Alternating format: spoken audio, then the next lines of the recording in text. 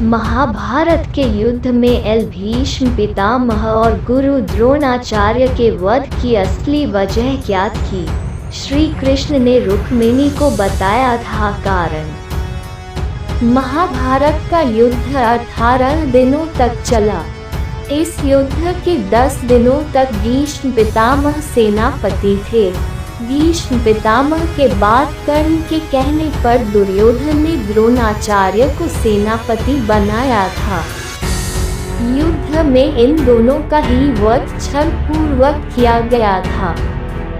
इसके पीछे असली वजह क्या थी, इसके बारे में भगवान श्री कृष्ण ने रुक्मिणी को बताया था। श्री कृष्ण रुक्मिणी संवाद 18 दिन बाद जब महाभारत का युद्ध समाप्त हो जाता है तो भगवान श्री कृष्ण द्वारका लौटते हैं तो रुक्मिणी गुस्से में होती है। भगवान श्री कृष्ण रुक्मिणी के चेहरे के भाव को भांप लेते हैं और प्रश्न करते हैं, रुक्मिणी, क्या कारण है? तुम मेरे लौटने से प्रसन्न नहीं हो? तब रुक्मिणी कहती हैं, प्रभु, ऐसी बात नहीं है, बस मन कुछ शंका और प्रश्न है जिनका उत्तर सिर्फ आप ही दे सकते हैं।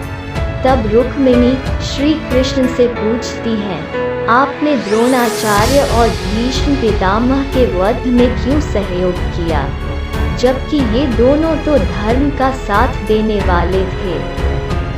श्री कृष्ण ने इस पर कहा, इसमें कोई संदेह नहीं होना चाहिए कि भीष्म पितामह और आचार्य द्रोणाचार्य दोनों ने ही जीवन पर धर्म का पालन किया, लेकिन इन दोनों के सभी अच्छे फलों को एक पाप ने नष्ट कर दिया। इस उत्तर को सुनकर रुक्मिणी हैरान होकर पूछती है, ऐसा कौन सा पाप इन दोनों ने किया था?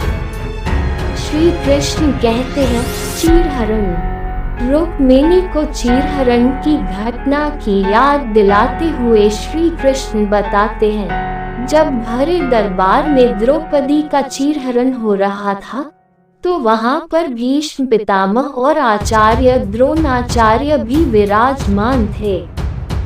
ये दोनों चाहते तो वरिष्ठ और पूज्य होने के कारण इस कृत्य के लिए दुशासन को रोक भी सकते थे, लेकिन ऐसा नहीं किया। इसलिए इनके इस पाप के चलते सभी प्रकार की धर्मनिष्ठा समाप्त हो गई। रुक्मिणी को श्री कृष्ण की बात समझ में आ गई है, लेकिन इसके तुरंत बाद ही उन्होंने श्री कृष्ण से सूर्यपुत्र कर्ण के बारे में प्रश्न किया। तो फिर कर्ण का वध क्यों कराया? वो तो दानवीर था। इंद्र को भी उसने खाली हाथ नहीं भेजा। उनकी दानवीरता तो तीनों लोक में प्रसिद्ध थी। कर्ण का क्या दोष था? श्री कृष्ण ने बड़ी विनम्रता से कहते हैं, सब बातें सही हैं, लेकिन याद करो जब रणभूमि में अभिमन्यु घायल होकर भूमि पर अचेत होकर गिर पड़ा तो उसने समीप खड़े कर्ण से जल मांगा। कर्ण जहाँ पर खड़ा था वहाँ पर एक गड्ढे में जल भरा हुआ था, लेकिन कर्ण ने घायल और क्यों मरते हुए अभिमन्यु को जल की एक बूंद तक नहीं दी। उसके ऐसा करने से उसके द्वारा जीवन भर किए गए दान का महत्व समाप्त हो गया और युद्ध में उसी गड्ढे में कर्ण के रथ का पहिया धंस गया और वो मृत्यु को प्राप्त हुआ।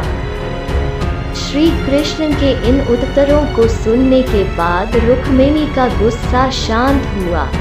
श्री कृष्ण कहते हैं, व्यक्ति के अच्छे और बुरे कर्म कभी उसका पीछा नहीं छोड़ते हैं, इनका फल भोगना ही पड़ता है।